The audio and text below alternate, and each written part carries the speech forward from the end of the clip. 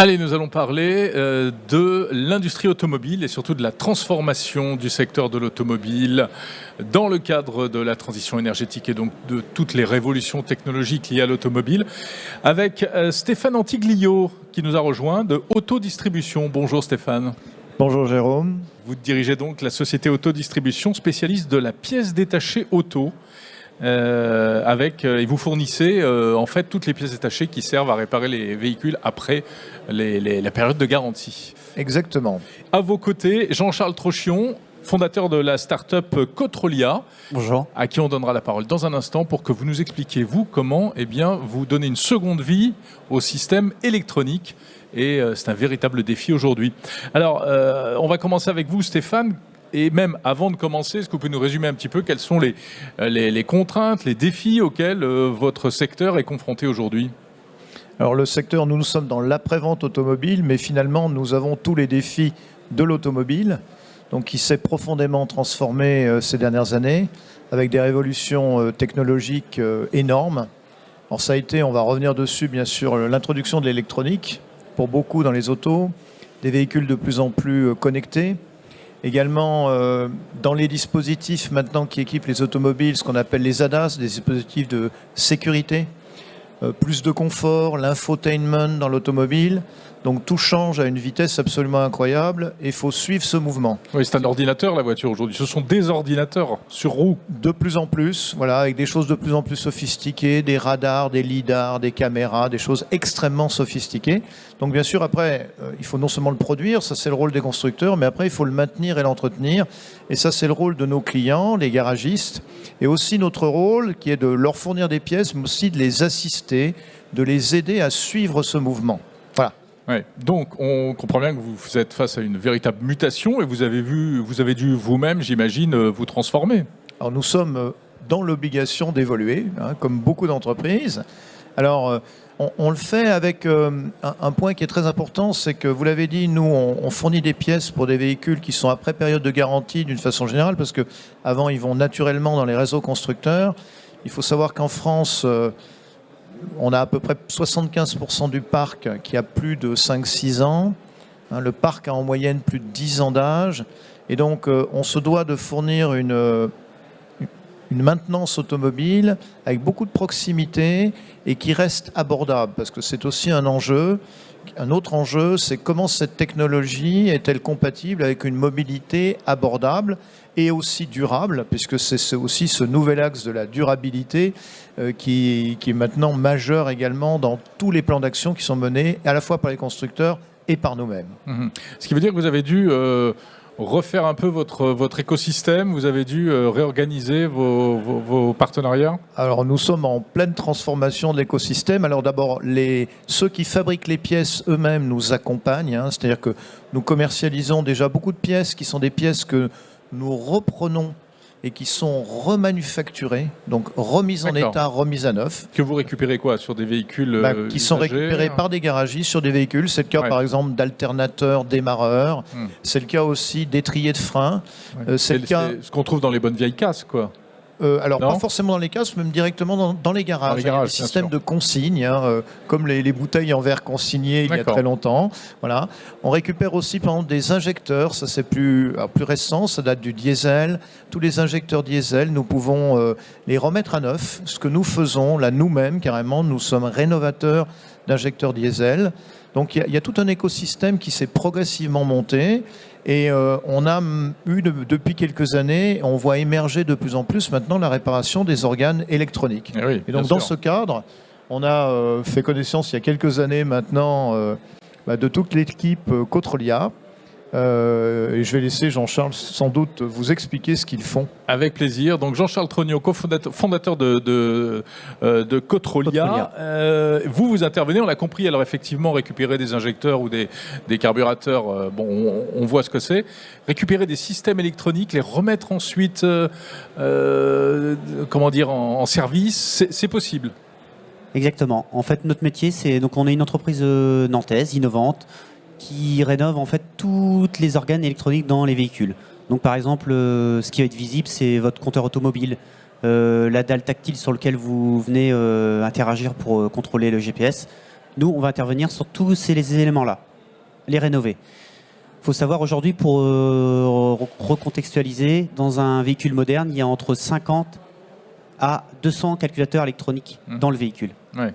Mais est-ce que tout est recyclable, enfin réutilisable? Alors malheureusement non, mais dans une grande majorité, oui. Par exemple, en fait, l'année passée, on a sauvé plus de 100 tonnes de cartes électroniques qui ont été réinjectées dans le parc roulant. Ok. Donc vous y allez au fer à souder, vous changez les composants, vous les réparez Tout à fait, c'est ça exactement. Mais de manière, on va dire, très professionnelle, avec des process industriels. Vous ne faites pas ça sur un coin de table. Exactement. Ouais, vous avez développé il y a des équipements spécifiques Tout à fait, des équipements spécifiques et puis tout notre retour d'expérience avec toutes les années qui nous permet de pouvoir réparer et rénover et faire une maintenance préventive sur le véhicule, enfin sur l'organe électronique qui va être monté sur le véhicule, et de pouvoir aussi nous valider le fait que la pièce est rénovée de manière correcte. À l'arrivée, on se retrouve avec des pièces, des composants qui sont véritablement de qualité équivalente aux composants neufs? Exactement, c'est exactement ça. D'accord. Intéressant, hein? Alors, effectivement, on comprend bien qu'il y a une convergence. Alors voilà, totalement, nous on cherche, on ne peut pas tout faire nous-mêmes. Hein. Le monde automobile est extrêmement vaste, donc il faut avoir des partenaires, travailler en réseau avec des partenaires de qualité, c'est le cas de Controlia. Et ça répond vraiment pour nous à un objectif qui est fondamental, c'est de permettre l'entretien d'une mobilité qui soit à la fois durable, parce que on économise une centaine de tonnes de cartes électroniques au lieu de les jeter et de les produire à neuf, et puis qui reste abordable parce qu'il y a un enjeu évidemment énorme qui est un enjeu économique pour les possesseurs de ces véhicules de 10 ans, 15 ans, 20 ans qui n'ont pas les moyens de refinancer à neuf le changement de l'équipement considéré. Ça veut dire que demain, mon véhicule tombe en panne, je vais le confier à mon garagiste. Là où avant, il me disait bah non, mais c'est la carte mère, c'est foutu, vous pouvez tout jeter. Aujourd'hui, il va me proposer, par exemple, du matériel de substitution. Il va me dire que c'est du matériel reconditionné. Enfin, je ne sais pas comment on appelle ça. Oui, tout à fait. Donc, vous allez chez votre garage AD, chez lequel, en fait, on va venir récolter la pièce qui va être rapatriée chez nous et les rénover en général sous 24-48 heures pour un coût 70% plus faible qu'une pièce neuve et un bilan carbone qui est divisé par 6. Donc, c'est intéressant sur tous les points. L'aspect durabilité. Comment faites-vous? Parce que vous avez dû investir, j'imagine, dans des équipements, vous le disiez. Tout cela a un coût, malgré tout. Alors, comment on fait? On est pour simplement rester abordable. Alors, on est électronicien, tout simplement. On fait juste notre métier, en fait, tout simplement. Le mieux possible. Et puis, le fait de pouvoir récupérer des pièces en panne usagées, il y a une économie substantielle dans le fait qu'on récupère de la matière. C'est-à-dire qu'il y a peut-être 95% de l'organe électronique qui va être réutilisé, donc sur lequel on économise forcément un coût. D'accord. Et de ce point de vue-là, nous qui sommes distributeurs de pièces et aussi partenaires de garages indépendants multimarques, et Jean-Charles a aimablement cité AD, qui est une marque de garage que nous promouvons. Il y a à peu près 2200 garages et carrosseries AD en France. En fait, on a le contact logistique et physique tous les jours avec ces garages.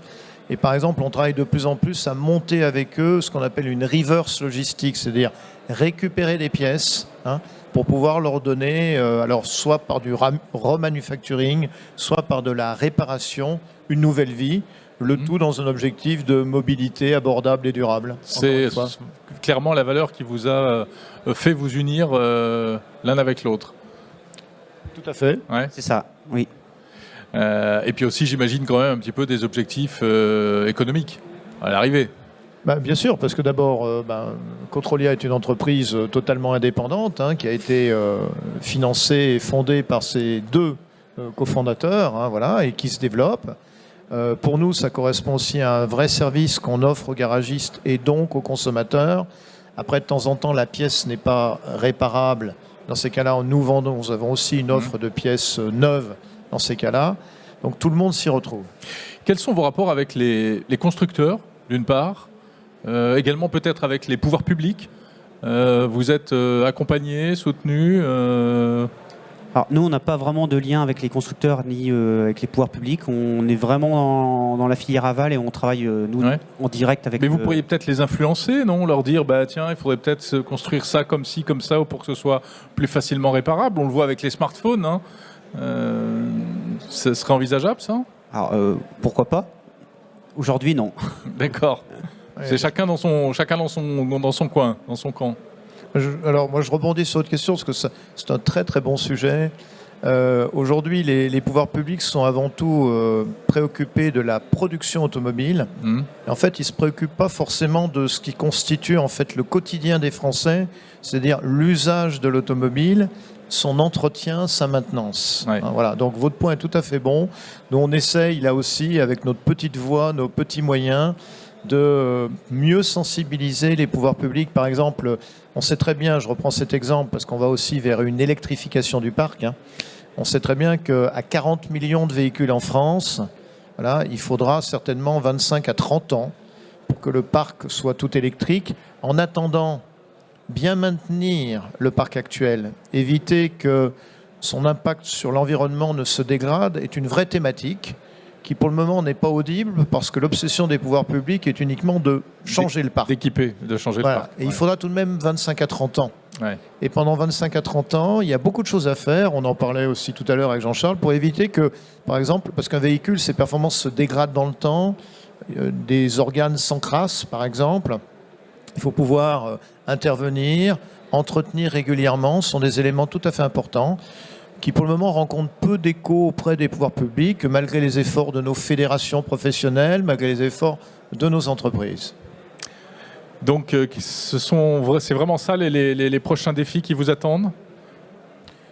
Les défis, oui, c'est de mieux sensibiliser. Et puis le défi pour nous aussi, c'est de continuer à accompagner ce tissu de garagistes, entrepreneurs indépendants, hein, qui représentent la proximité aussi, donc qui sont indispensables à l'entretien d'une mobilité des Français, pas seulement des Parisiens à trottinette, hein, pardon pour le mot, mais des Français d'une façon générale, pour lesquels le véhicule est un outil de tous les jours indispensable pour eux, pour leur foyer, avec beaucoup de proximité. Et donc ces garagistes indépendants qui sont aussi moins chers que les réseaux constructeurs, donc plus abordables, il faut là aussi les aider, les soutenir technologiquement. On fait aussi beaucoup de formations, on fait aussi...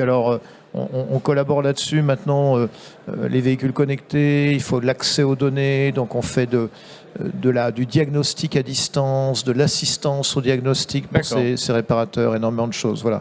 Et donc dans ces défis, les organes électroniques sont un élément essentiel. D'où ce partenariat fructueux et intéressant que nous avons ensemble. Eh bien écoutez, on ne peut que vous encourager à maintenir et à poursuivre ce partenariat. Dommage pour les trottinettes, hein. Vous ne faites rien pour les trottinettes, mais c'est pas grave, on s'en passera. Merci beaucoup Stéphane Antiglio et Jean-Charles Trochion. Stéphane Antiglio donc de Autodistribution et Jean-Charles Trochion de Cotrolia. Merci à vous deux. Merci beaucoup. Merci.